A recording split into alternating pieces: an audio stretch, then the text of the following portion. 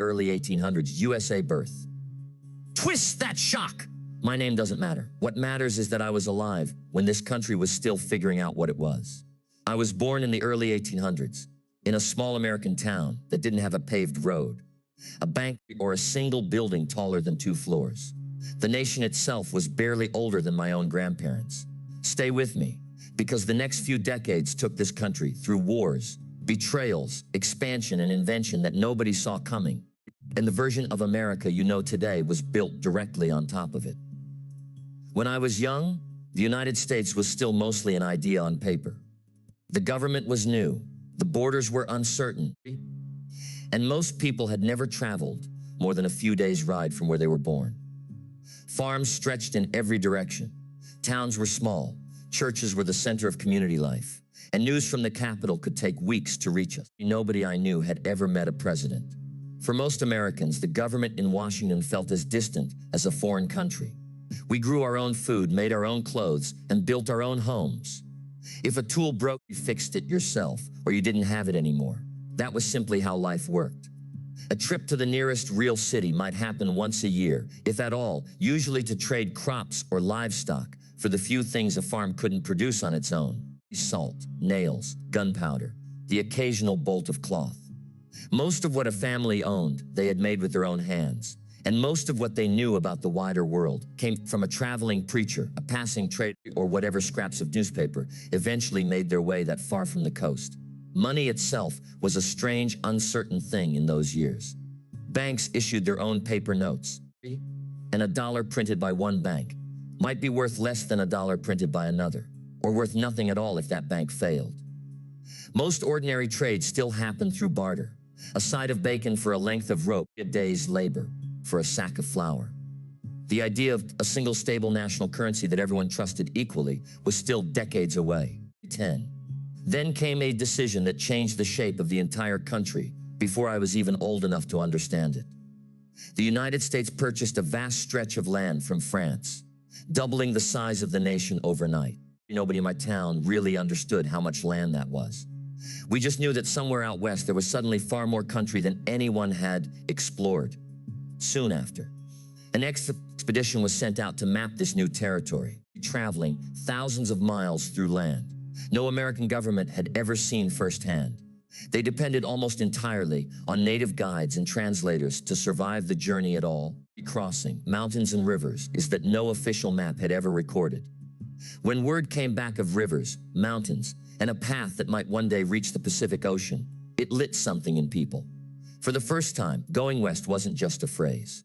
It was a real direction, with a real destination, even if almost nobody had been there. It took years for that expedition to return, and by the time it did, most people back east had assumed the explorers were lost for good. When they finally walked back into a frontier town with stories of buffalo herds that stretched to the horizon and mountains taller than anyone had described, it felt less like a government report and more like a tale from another world. Within a few years, the first trickle of fur trappers and traders began following those same routes west, long before any ordinary settler dared to. 340. But not everything about those early years was expansion and ambition. By the time I was a young man, tensions with Britain had been building for years. American ships were being stopped at sea. Sailors were being forced into the British Navy against their will. Trade was being choked off, and pride was wounded on both sides. In 1812, the United States declared war on Britain, and almost nobody in my town expected what came next. We assumed it would be a short, decisive fight. Instead, it dragged on for years. We fought on multiple fronts at once, along the Canadian border, on the Great Lakes, and along the coast itself. Supply lines were unreliable. The army was small and underfunded, and entire militias of ordinary farmers and tradesmen were called up with little training and even less equipment. British forces burned the capital itself, and I remember the shock that rippled through every town in the country when that news arrived. The government we had only half trusted to begin with had just had its own house set on fire for 45. And yet the war produced one of the strangest twists of the entire era. A battle fought near New Orleans after a peace treaty had technically already been signed, but news of it hadn't yet crossed the ocean. It turned into one of the most lopsided American victories of the war. The man who led that defense became a national hero almost overnight and would go on years later to become president himself. A war that started in confusion and humiliation ended with a wave of national pride nobody had predicted at the start. 5 after the war, the country turned its attention back to growth, and that growth came fast. Steamboats began moving up and down the Rhine River, cutting travel time that used to take weeks down to days. A farmer who once had no real way to get his crop to a distant market could now load it onto a boat and have it sold in a city hundreds of miles away within a matter of days. Roads and early canals connected towns that had once been isolated from each other, and one canal in particular, cutting across an entire state to link the inland waterways with the Atlantic coast, turned a struggling port city into one of the busiest in the country almost overnight. New states kept joining the Union, one after another, each one shifting the balance of the country a little further. I watched my own town change in ways I never expected. A general store opened where there had only been a blacksmith before. A newspaper started printing weekly, bringing political arguments from the capital straight to our kitchen tables. People who had never voted in their lives were now arguing about tariffs and banks and land policy like they'd studied it their whole lives. Around this same time, the right to vote itself was changing too. Many states began removing the old property requirements that had kept poorer men from casting a ballot at all. And suddenly, a far larger share of the population had a direct voice in choosing their leaders for the first time in the country's history. 45. But underneath all this growth was a deepening divide that most people in my town didn't want to talk about directly. As the country expanded westward, a brutal question kept resurfacing again and again. Would new states allow enslaved labor, or would they not?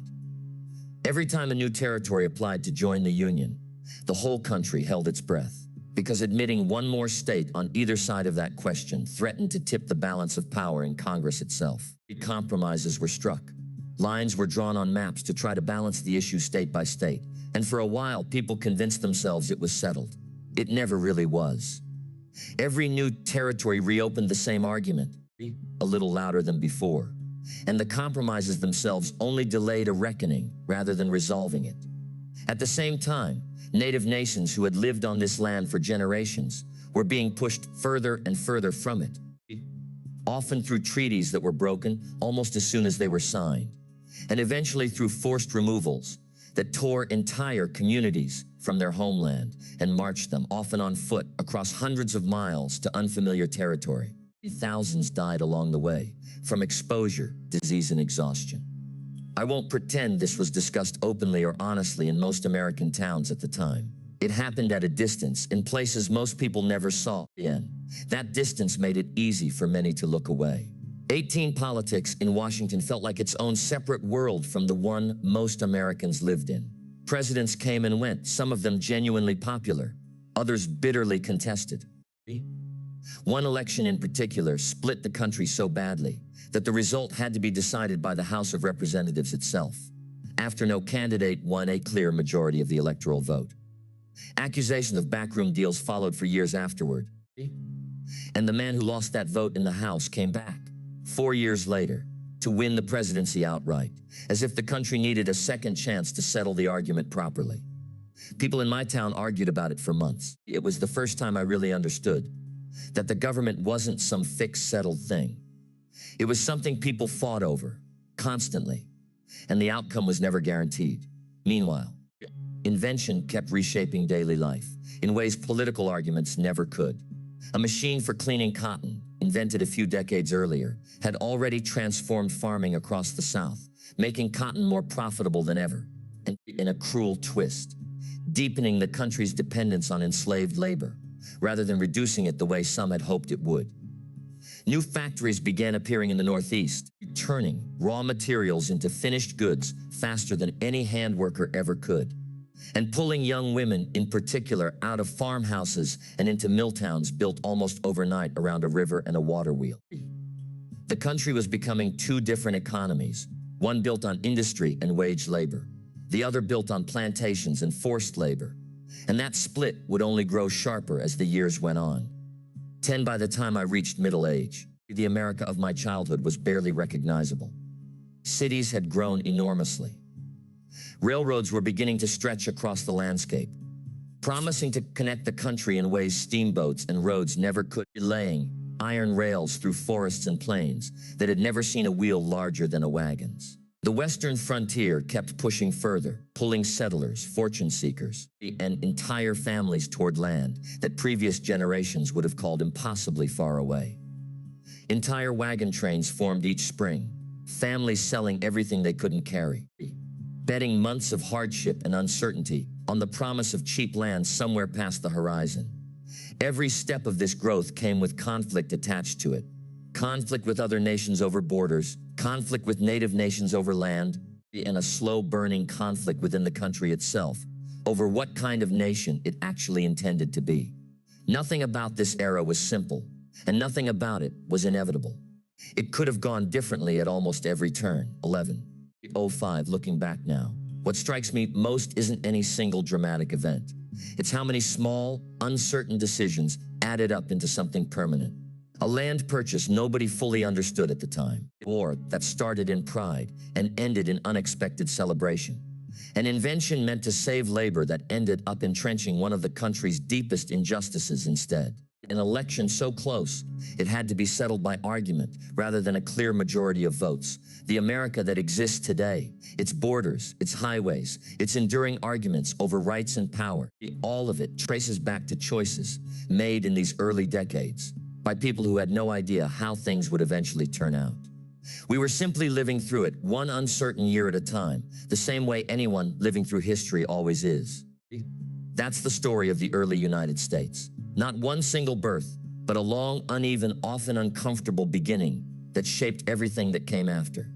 If you want to see what happened next, when the country split apart and fought its bloodiest war just a few decades later, let me know in the comments, and I'll take you there next.